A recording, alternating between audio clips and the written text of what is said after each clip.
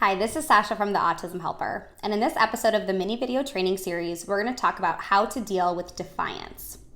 So it's important to think about what we identify as defiance as still a set of behaviors. For some reason, defiance kind of develops its own little personality, and we might be really good at viewing other behaviors as communication and following that whole process, but defiance creeps in and we just kind of shut down. And we don't want to get ourselves in a situation where we're wiping our hands. Well, he's just defiant, so I'm done. You can't ever be done. Defiance, just like all behaviors, is communicating something. And we want to approach this set of behaviors that we've named as being defiant the same way we would any other set of behaviors.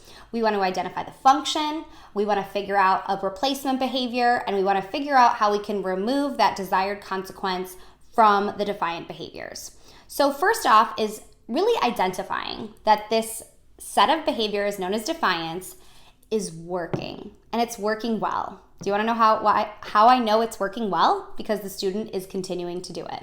We continue to engage in behaviors that work for us. So this set of behaviors, defiance, is working for this kid. They're getting something out of it. So we want to approach this in the same way. We want to conduct a thorough functional behavior assessment. We want to look at defining what defiance means. You can't just say he's defiant. That could mean such a huge range of things. A kid laying their head on the desk is defiant, and a kid punching someone in the face and running out the room is defiant. So define what that means. Does that mean saying no? Does that mean engaging in verbal arguments? Does that mean swearing? Does that mean throwing things? Define what that means. Then really look at identifying the why. Why is this behavior happening? This child isn't innately bad or naughty. This behavior is communicating a lack of skills. So we've got to figure out what they're communicating that they want. So take that ABC data, conduct those informal assessments, maybe conduct an FA, and figure out what's going on behind this defiance, because we've got to figure out the why if we're going to make any changes. So things like defiance might sometimes be multiply controlled. That sounds kind of crazy. I'm going to explain what it means. So multiply controlled just means that there's multiple whys.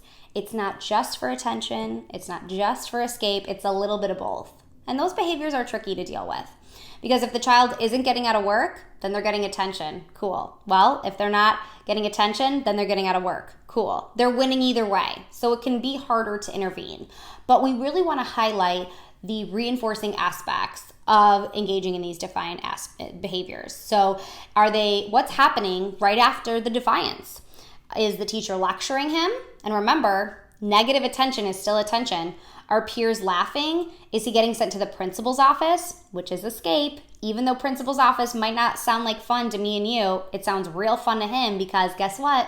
I don't have to do my social studies work when I'm in the principal's office. So look at what's happening continuously after those defiant behaviors. And then you want to look at what skills is this child missing that can get access to those same reinforcers. So we're following the same blueprint we always follow. We want to figure out that replacement behavior. Can we give this child another way to ask for attention? Can we give this child another way to ask for a break? Can we give this child another way of asking for help or saying that this is too hard? They obviously don't have those skills yet. And of course, with all replacement behaviors, we want to make that replacement response easier for the kid to do. And guess what? Defiance is pretty easy. So we got to get creative, and more effective. Also tricky, because defiance is really effective too. So we want to make sure that we're providing that really robust reinforcer when our student does ask for a break. We're giving them that break all the time, and it's a great break. Or we're giving them that peer attention. We're facilitating that.